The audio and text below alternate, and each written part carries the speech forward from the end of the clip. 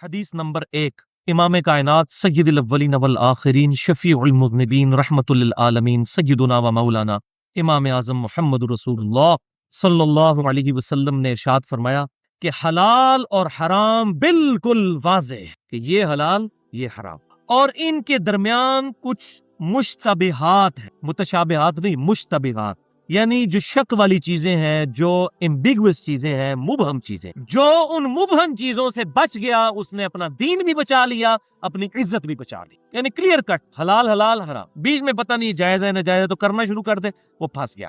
پھر آپ صلی اللہ علیہ وسلم نے فرمایا جیسا جو چرواہا چراگاہ کے آس پاس اپنے جانوروں کو چراتا ہے، کسی اور کی چراگاہ ہے اور وہاں کے پاس جو علیحدہ سے جڑی بوٹیاں اگی ہوئی ہیں ان کے چکر میں وہ پاس تو اس کی کوئی نہ کوئی بکری اس کی چراگاہ میں بھی دوسرے کی داخل ہو جائے گی، تو آپ صلی اللہ علیہ وسلم نے فرمایا کہ اس میں چانس ہے کہ وہ اس کے اندر مبتلا ہو جائے گا۔ پھر آپ صلی اللہ علیہ وسلم نے فرمایا یاد رکھو جیسے ہر بادشاہ کی چراگاہ ہے، بالکل اس طریقے سے اللہ کی چراگاہیں اس کی حدود ہے، ان کے قریب بھی مت پھٹکو۔ کوئی شخص کہ جی اتنا کرنا تو جائز ہے، جی بالکل ایج پہ پہنچ جائے، جی اتنا تو کر سکتے ہیں، جیسا کہ وہ صحیح حدیث میں ہے کہ پہلی نظر معاف ہے اگر غیر محرم پہ پڑے۔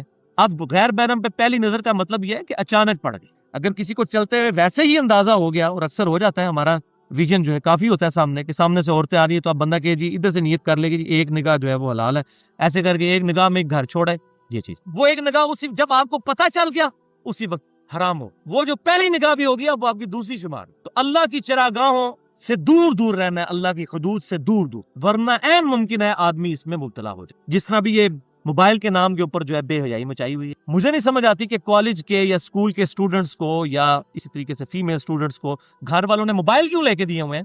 ان کا کیا کام ہے کہ موبائل رکھیں اپنے پاس سوائے اس کے کہ وہ بے حیائی میں مبتلا ہوں گے؟ تو جی خیر ہے جی، گھر سے رابطہ کرنا ہوتا ہے، گھر والوں سے کیا رابطہ کرنا ہوتا ہے؟ پوجا کی جا رہی ہے اولاد کی، ذرا دیر کے لیے باہر نکل جائے پتہ نہیں کیا ہوا، انسان کے اندر جو ٹریفک چل رہی ہے اس کو کون کنٹرول کر؟ کوئی لا علاج بیماری لگ جائے آپ کنٹرول کر سکتے، ہم تو باہر کی ٹریفک کو ہی دیکھ رہے ہوتے ہیں، روزانہ جو 1,00,000 دفعہ دل دھڑک رہا ہے وہ ماں باپ کی کوشش سے، کسی ڈاکٹر کی کوشش تو نہیں چل رہا، 25 دفعہ گردے جو ڈائلسس کر رہے ہیں وہ انسان کی اپنی کوشش سے تو نہیں کر رہے، تو اللہ تعالیٰ تو کسی وقت بھی کسی کو سزا دیتے ہوئے فیلور اس کا کر سکتے، یا امتحان کے طور ہر وقت اللہ سے ڈرتے رہنا چاہیے۔ تو آپ صلی اللہ علیہ وسلم نے فرمایا آگاہ ہو جاؤ اللہ کی حرام کردہ جو حدود ہیں وہ اس کی چراگاہ ہے۔ پھر آپ صلی اللہ علیہ وسلم نے فرمایا آگاہ ہو جاؤ جسم میں گوشت کا ایک ایسا ٹکڑا اور لوتڑا ہے کہ اگر وہ صحیح ہو جائے تو پورا جسم صحیح ہو جاتا ہے، اور اگر وہ ٹیڑھا ہو جائے تو پورا جسم ٹیڑھا ہو جاتا ہے۔ اور آگاہ ہو جاؤ وہ دل، جس طرح اس جسم کا مسکن جو ہے دماغ ہے، روح کا مسکن دل ہے، یہ اس کا سینٹرل پوائنٹ ہے۔ وہ کچھ عرصہ پہلے تک تو سائنس نہیں مانتی تھی اس بات کو کہ دل بھی سوچتا ہے، قرآن پاک بار بار کہتا ہے ان کے دل اندھے ہو گئے، لیکن اب وہ مانتے ہیں اس بات کو، تحقیق کی ہے، خصوصاً یہ جو دور حاضر کا بہت بڑا فزکس میں اتھارٹی ہے بندہ اسٹیفن ہاکنگ جو ہے انگلینڈ کے اندر، جس کا میں نے ریفرنس بھی بگ بینگ تھیوری کے حوالے سے، who is Allah in the light of latest scientific facts, اللہ کون ہے جدید سائنسی تحقیق کی روشنی میں، اس میں نے اس کا بھی ریفرنس دیا تھا، زندہ ہے ابھی تو وہ معذور ہے، تو اس کی جو جب میڈیکلی ٹریٹمنٹ ہو رہا تھا اس دوران یہ چیز ڈسکور ہوئی ہے کہ اس کے دل کے ساتھ پرابلم ہے، دل کے سوچنے والا مسئلہ جو ہے ڈسٹرب، تو دل بھی سوچتا ہے دماغ بھی یہ پیرلل ہے، اور یہ بات اس طرح سمجھ آتی ہے کہ روح کا مسکن دل ہے اور جسم کا مرکز دماغ ہے۔ دوسری حدیث صحیح مسلم کی، اس ایک حدیث کو اگر ہم لے لیں تو سارے معاملات حل ہو جائیں۔ آپ صلی اللہ علیہ وسلم نے فرمایا نیکی خوبصورت شے کا نام ہے اور گناہ وہ جو تیرے دل میں کھٹکے، اور تو اس بات سے کراہت محسوس کرے کہ کہیں لوگ مطلع نہ ہو جائیں تیرے اس غلطی، جب تیرا یہ کانسیپٹ دل میں آ جائے تو سمجھ لے وہ گناہ ہے، اور نیکی تو بڑی خوبصورت شے ہے۔ اللہ اکبر کبیرہ، الحمدللہ کثیرہ، سبحان اللہ بکرۃ و اصیلا۔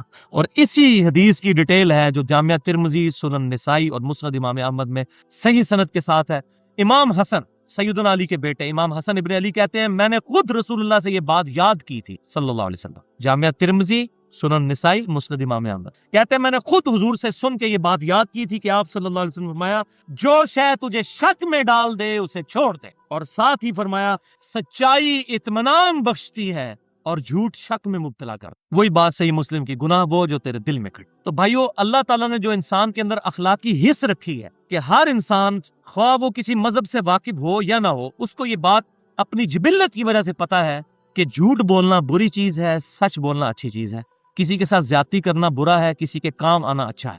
اس کے لیے کسی چیز کی ضرورت نہیں ہے، کسی پیغمبر کی، کسی کتاب کی تعلیمات نہ بھی پہنچی ہوں کسی کے پاس، تب بھی انسان اپنی اخلاقی حص کی وجہ سے پہچان جاتا ہے کہ بات غلط. اسی لیے میں اکثر کہتا ہوں کہ ہالی ووڈ کی فلم کے اینڈ پہ بھی سچ کی جیت دکھائی جاتی. آج تک کوئی ایسی فلم نہیں بنی کہ جس میں دکھایا جائے کہ جھوٹ جیت گیا اور سچ ہار گیا. اس کے پیچھے کیا ہے؟ وہ اخلاقی حص جو ہر انسان کے اندر موجود ہے.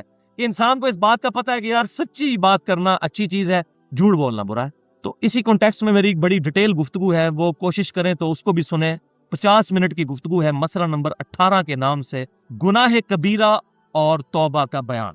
وہاں میں نے کافی ساری چیزیں کھول کر بیان کی، لیکن آج محل نہیں. تیسری حدیث صحیح بخاری کی کہ آپ صلی اللہ علیہ وسلم نے فرمایا، شاید یہ اسی زمانے کے بارے میں، کہ لوگوں پر ایسا زمانہ آئے گا کہ آدمی اس بات کی پرواہ نہیں کرے گا کہ اس کا رزق حلال سے آ رہا ہے یا حرام سے. مال آنا چاہیے، پیٹ بھرنا چاہیے، کوئی پرواہ نہیں کرے. اور حیران کن بات ہے کہ رزق حلال کی وہ تو بات ہونی ہے، بند ہو گئی ہے. ٹوٹل دین جو ہے وہ گیٹ اپ کے اوپر آ گیا جی. اس کی داڑھی کتنی لمبی ہے، اس نے پگڑی کتنی لمبی باندھی ہوئی ہے، اس کی شلوار کتنی اونچی ہے، یہ نماز کتنی پڑھتا ہے. حالانکہ بنیادی چیز جو ہے وہ رزق حلال، یہ ساری چیزیں بھی دین کے اندر شامل ہے. لیکن ان ساری چیزوں نے جس کی بنیاد پر قبول ہونا ہے وہ رزق حلال ہے. رزق حلال از دا لٹمس ٹیسٹ آف ایمان. رزق حلال ایمان کی کسوٹی ہے، اس کی طرف توجہ نہیں ہے. سود جو ہے وہ دیندار بھی کھا رہا ہے اور بے دین بھی کھا رہا ہے، بلکہ سود لے لے کر حج اور عمرے کے لیے بھی جا رہا ہے. نہیں ہو رہا آپ کے سامنے؟ ہر سال عمرے پہ حج کے لیے جاتے ہیں. مال جو ہے وہ حرام سے آ رہا ہے اور وہ سمجھ رہے ہیں کوئی اللہ تعالیٰ پہ ہم نے بہت بڑی معاذ اللہ جو ہے وہ احسان جتا. این جی اوز، ہاسپٹلز کھولے ہوئے حرام کے مال کے، ناچ گانے کی کمائی ہے اس کے ذریعے ہاسپٹلز اور این جی اوز چل رہے ہیں. ہمارے اس ملک پاکستان میں تو آپ کو ایسی بہت مثالیں، اور وہ تو آپ کو کہیں گے جی انسانیت کی خدمت تو بہت بڑا کام ہے، لیکن رزق جو ہے وہ حرام ہے. وَلِعَوْذُ بِاللَّهِ تعالی. اور یہ میں اپنی طرف سے بات نہیں کر رہا، یہ اگلی حدیث اس کو چوتھی حدیث سپورٹ بھی کر دے گی. سیکنڈ لاسٹ حدیث آج کی، کہ صرف حلال مال جو ہے وہ اللہ تعالیٰ قبول کر. اور یہ حدیث ہے صحیح مسلم میں. نبی صلی اللہ علیہ وسلم نے فرمایا، بے شک اللہ پاک ہے اور صرف پاک مال کو قبول. اللہ پاک ہے اور صرف پاک مال کو قبول کرتا ہے. پھر آپ صلی اللہ علیہ وسلم نے یہ آیت تلاوت فرمائی، بسم اللہ الرحمن الرحیم، یا ایھا الذین آمنوا کلوا من الطیبات ما رزقناکم. اے ایمان والو، کھاؤ پاکیزہ مال میں سے جو ہم نے تمہیں دیا ہے. پاکیزہ مال، حرام مال نہیں. پھر آپ صلی اللہ علیہ وسلم نے ذکر کیا، یہ صحیح مسلم میں آگے حدیث چل، یہ میں سمجھتا ہوں کہ ایپیکس ہے رزق کے حلال کے اوپر. آپ صلی اللہ علیہ وسلم نے فرمایا کہ ایک آدمی دور دراز کا سفر کر کے آتا ہے، اس کا پرانگدہ بال ہے، جسم پر مٹی لگی ہوئی ہے، یعنی ایسی حالت ہے کہ عام آدمی کو بھی اس پہ ترس آ جائے. پھر وہ ہاتھ لمبے کر کر کے دعائیں کرتا ہے، یا رب یا رب یا رب. لیکن اس حال میں اللہ کے سامنے اس نے ہاتھ اٹھائے ہوئے ہیں کہ اس کا کھانا حرام سے ہے، اس کا پینا حرام سے ہے، اس کا لباس حرام سے ہے، اس کا گوشت حرام کی غذا سے پرورش چڑھا ہے. اللہ ایسے کی دعا کیوں کر قبول کرے؟ اللہ ایسے کی دعا کیوں کر قبول کرے؟ اس کے بعد کوئی گنجائش رہے؟ تو آپ صلی اللہ علیہ وسلم نے واضح بتا دیا کہ دنیا میں تو یہ آفت آنی ہے کہ دعائیں قبول نہیں ہوں اگر رزق حرام ہے. اور پانچویں اور آخری حدیث، وہ آخرت کا عذاب رزق حرام کے. ویسے تو قرآن پاک میں کئی جگہ ہے جو لوگ یتیموں کا مال ہڑپ کر رہے ہیں، اپنے پیٹ میں دوزخ کی آگ بھر رہے ہیں، جس میں بولتا ہوں کہ یہ مورل لاز ہے دنیا میں، آخرت میں ایکٹیو ہو. دنیا میں جو ایکٹیو لاز ہیں وہ ادھر ہی ایکٹیو ہے. زبان پر انگارہ رکھ لیں زبان جل جائے گی، لیکن زبان پر حرام لقمہ رکھے زبان نہیں جلے گی، کیونکہ حرام کھانا یہ مورل لا کے اگینسٹ ہے. لیکن یہ جو حرام ہے قیامت والے دن دوزخ کی آگ بن. کوئی بندہ جو ہے وہ جھوٹ بولتا ہے، اس کی زبان نہیں جلتی. ہاں، زبان کے اوپر کوئی گرم چیز رکھ لیتا ہے، گرم دودھ بھی پی لیتا ہے، زبان جل جاتی. جھوٹ بولنے سے نہیں جلتی، کیونکہ یہ مورل لا ہے، یہ ڈورمنٹ پوزیشن میں ہے دنیا. آخرت میں یہ سارے مورل لاز ایکٹیو ہو جائیں گے. وہ جو بار بار یہ آیت آئی سورۃ البقرہ میں بھی، سورہ نساء کے اندر بھی، جو لوگ یتیموں کا مال ناجائز طریقے سے ہڑپ کر رہے ہیں وہ دراصل اپنے پیٹ میں دوزخ کی آگ بھر رہے ہیں. تو وہ آپ سن لیجیے. آپ صحیح حدیث مسند امام احمد میں اور سنن دارمی میں بالکل صحیح سند کے ساتھ آپ صلی اللہ علیہ وسلم نے فرمایا، حرام سے پرورش پانے والا گوشت جنت میں داخل نہیں ہوگا. وَلِعَاذُ بِاللَّهِ تعالی. یہ جملہ تو تھوڑا کم سخت ہے، اگلا جملہ بہت سخت ہے، بہت سخت. ساتھ ہی فرمایا، اور حرام سے پرورش پانے والا ہر گوشت اس بات کا زیادہ مستحق ہے کہ اسے آگ میں جلایا جائے. جنت تو دور کی بات، خالی جنت نہ بھی ملتی تب بھی ٹھیک تھا، لیکن فرمایا دوزخ میں بھی جائے گا.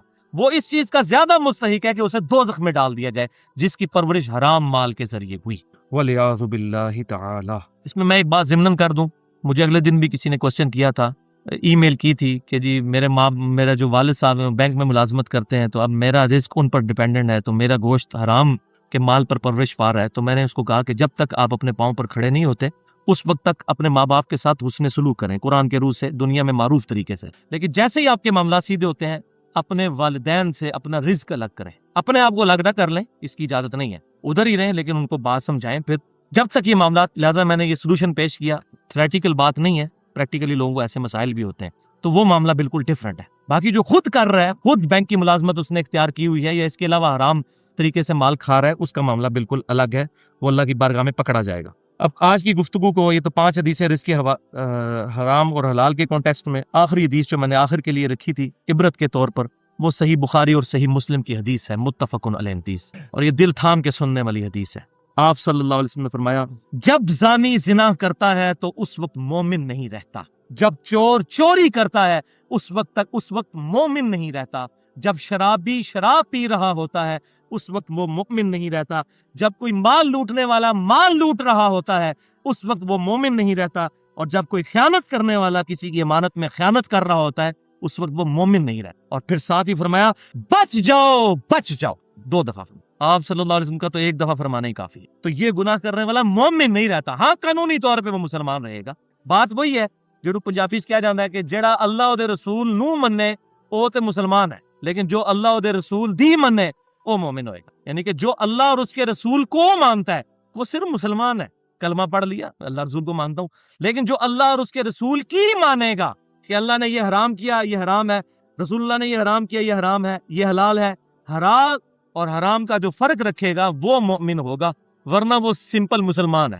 اور پھر معاذ اللہ استغفر اللہ، بعض اوقات ایسا بھی ہو جاتا ہے کہ موت کے وقت اللہ تعالیٰ گناہوں کے سبب کسی کا ایمان ہی سلب کر لیتا ہے. وَلِعَاذُ بِاللَّهِ تعالیٰ. اللہ تعالیٰ سے دعا ہے کہ ہمیں ہر طرح کے گناہ سے، شراب نوشی سے، زنا سے، چوری سے، بدکاری سے، رزق حرام سے، ان تمام چیزوں سے محفوظ فرمائے. اللہ تعالیٰ ہمیں کتاب و سنت کی تعلیمات پر عمل کر کے دوسرے بھائیوں تک پہنچانے کی توفیق عطا فرمائے. ہماری یہ جو 2 گھنٹے کی گفتگو ہوئی، پچھلے 1 گھنٹہ اور آج بھی تقریباً یہ 57-58 منٹ کی گفتگو، اس میں کوئی غلط بات جذبات میں میرے منہ سے نکل گئی تو اللہ تعالیٰ ہمارے دلوں سے محو کر دے، اور جو حق بات میں نے کہی اللہ تعالیٰ ہمارے دلوں میں راسخ فرمائے. سبحانک اللہم و بحمدک، اشہد ان لا الہ الا انت، استغفرک و اتوب الیک، وما علینا الا البلاغ المبین.